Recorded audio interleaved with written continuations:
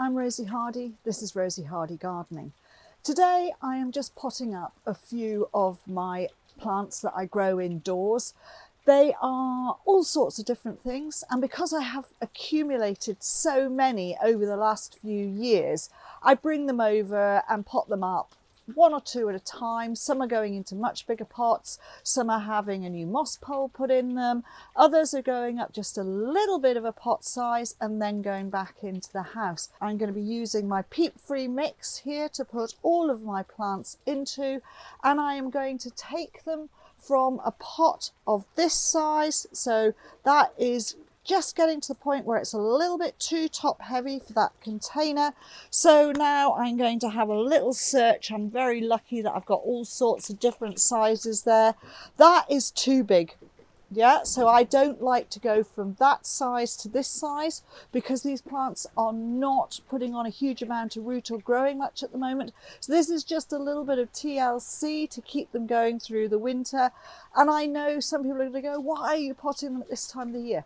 The reason is, this is when I have time. During the summer when I should be doing it, I don't have time to look after these. So they have to be done at a different time, and it tends to be now. So when it's a little bit warmer and I can bring them outside into the cold polytunnel, I will bring them out, pot them up and get them back into the house again so they don't have too much of a shock. But that is just too big. So that is a 4-litre pot. I think I need to find a 2-litre pot for this plant. And underneath my bench here, I probably haven't got one, but I do have a 1.5. So actually I think that is better. So it's a little bit taller than the pot it's in there.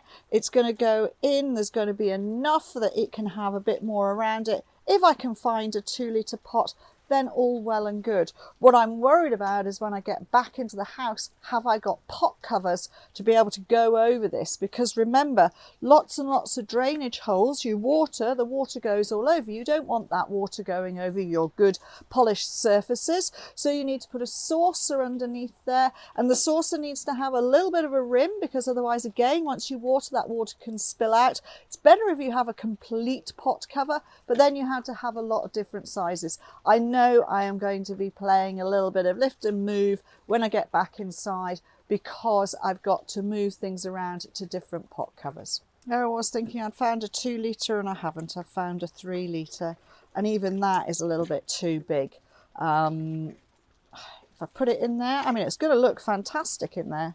Do you know what? I'm going to go for it. I'm going to go with that pot for that plant. So now I've decided on that pot for that plant. What am I going to do with the others?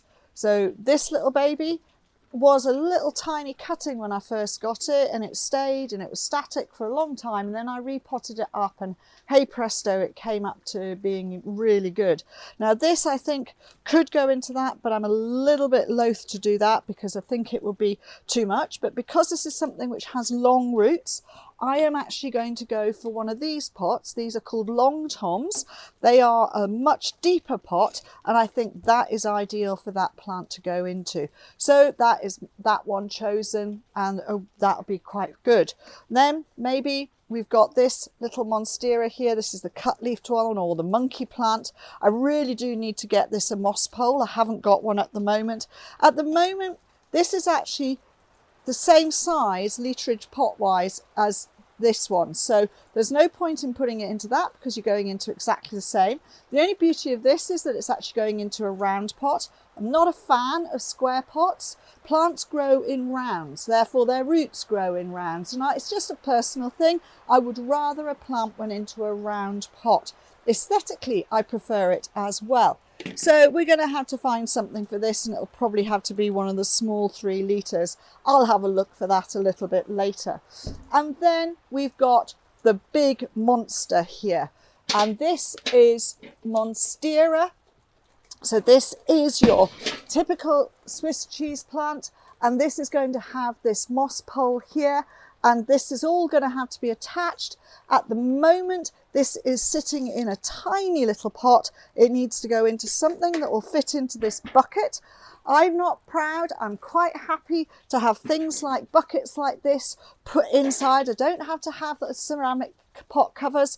This works really, really well. So I'm going to have a struggle with this. I will not be potting it up on here because I need to be careful I don't break all of this. So it's going to say lower down and then I will pot it up. But I've got to fix the moss pole. This, well, it's not a moss pole. This one is a coir pole. And as you will notice, it is in two pieces. Now everything is falling apart. Let's move that over here. My Monstera has decided it is very much the Leaning Tower of Pisa. So you can get these in different sizes. These are coir poles. It's not a problem. I mean, they're not green like the other ones are, but they're really quite good. They've got lovely firm wooden bases there. And what you do is you create a hole in the top. So I needed something that was longer than 1 meter. To get it that much taller, you get a shorter one and you push this down into the bottom here. Now I haven't got it secure yet. So what I'm going to have to do is I'm going to have to create a hole in here, which is slightly easier to get the whole of that pushed in, and then it is all correct.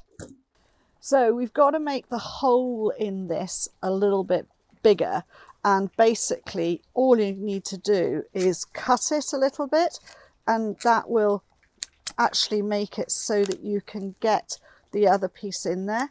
It's not as easy as you would think. I mean, I was hoping that it would work quite nicely, but it doesn't seem to want to. So we'll just see whether we've got enough opening there now. I still don't think we have, but what we're trying to do is get this right down in there. I think I'm going to need to do quite a little bit of work to do that. So we will do that as we go on. I need to get these plants in their pots. Now it's time to pot them up. So we need to carefully take them out of their containers. I normally squeeze the container a bit, push it at the bottom. If that doesn't work and you've got space that you can do it, you can turn it upside down and tap it, remembering, there we go, and now it has come out. That pot can be kept for something else to go into. I don't get rid of them. I'm going to just remove the top bit of compost potting media that is there, because that is old and stale. That has got watermarks on it. And then gently, very gently, just tease the roots a little bit. I'm not going to do an awful lot. Give it a little bit of a shake. It's not really pot bound, it's just going round a fraction. Just draw some of those roots down. That's absolutely no problem at all. And then we're ready to put it into its new pot. So it's now got roots that are going to go straight down like so. We have the new pot here.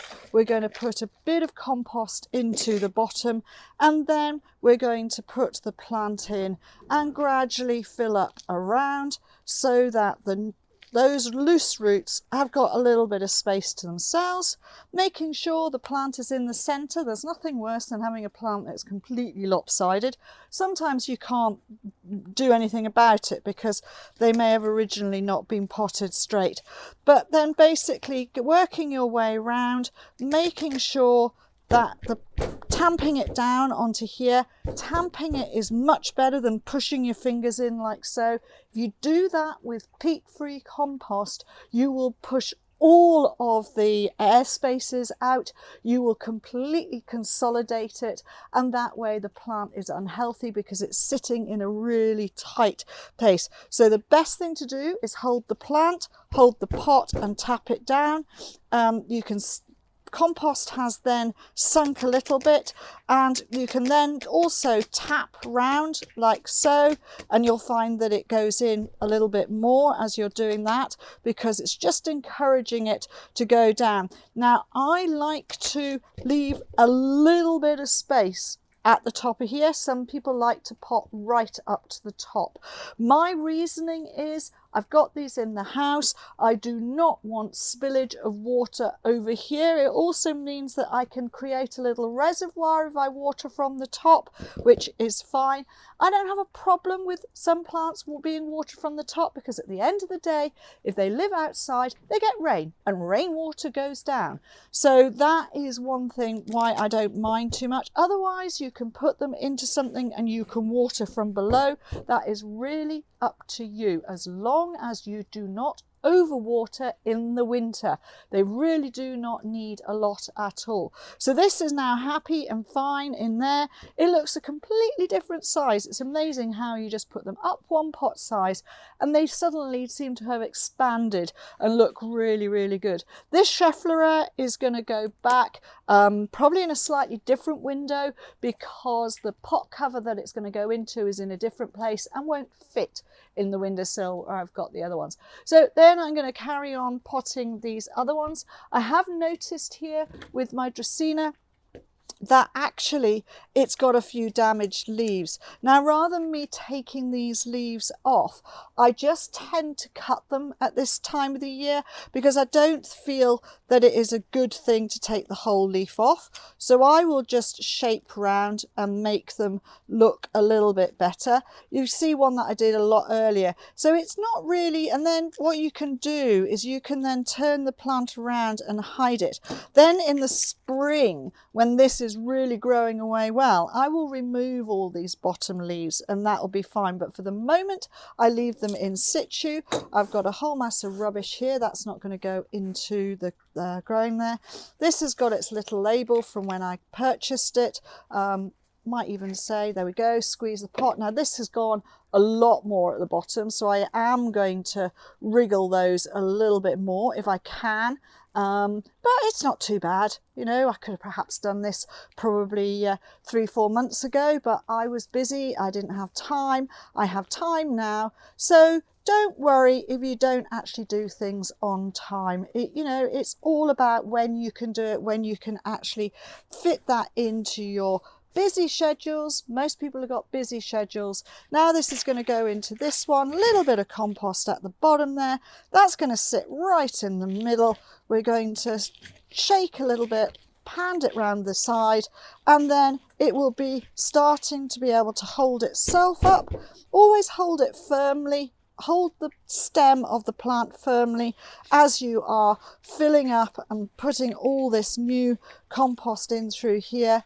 And then again, it's a tap, tap, tap, tap. This works really well. The compost goes down now, not quite straight. Not impressed with that. So I might just have to just move it around a little bit. That's better. And then do we need a little bit more? We do. Just checking that I haven't got any insects in here, because I did notice in the house that there was something coming in. The trouble is, I bring plants into the house from outside. I bring in cut flower. Sometimes you don't know the cut flower's got something on it, and occasionally you suddenly think, oh no, I've brought green fly in. You have to go around and check everything, make sure that it's all perfectly okay. So those two are now perfectly done. I've got the other slightly more awkward ones to do, which I won't do on the video, but what I have managed to do is I have managed to cut all of this coir, and I have made my pole to be the right height for what I want for my actual plant. Once I've got them all potted up, I will take them back over, put them in situ, give them a little bit of warm water. I won't give them cold tap water, it'll be warm water, not too hot, but just a little bit. Let them settle into their places and put them back into where I want to view them in the house. So now my plants are all in their new containers, looking really quite happy. I've put a cane on the monkey Monstera, so that one is going to have a better chance of not tripping itself up all over the time. And yes, I managed to get the large Monstera deliciosa. I managed to get that into its big container, and it is now going up that moss pole looking fantastic. Next problem is I've got to get them from here to the house. Remember, you are holding on to both the plant and the actual what you've put up to the pole. You do not want to go that way because you are going to knock the leaves in the opposite way of direction of growth. So always go out the door backwards and take them through. Now I've managed to get the Monstera through the house into the hallway where it sits with its other friends, and it's now happily in a pot that fills the bucket, and it is carefully wound around the actual moss pole, which means that it is all looking really quite fine. I've got ferns in here, I've got palms, etc. Everything likes it in here. It's a darkish hallway, but it has this fantastic southeasterly facing window which goes right the way up to the top, which gives enough light in here, and it means that I hardly ever have to water all of this lot. They're all in really lovely big containers, and I will either water on the top or I will water into the base of the actual cover that they're in. And as you can see, I've used all sorts of things from waste paper bins, ceramics, wonderful old brass tub I have, and you know, the good old bucket, galvanized bucket there. Anything that will hold water is the best way of doing it, and it really doesn't matter. I like this eclectic look of things that I have got it all sitting in, and they're all really very happy just sitting here and looking good because they are happy plants and enjoying the space that they are in. Thank you very much for watching, and please do subscribe to the channel.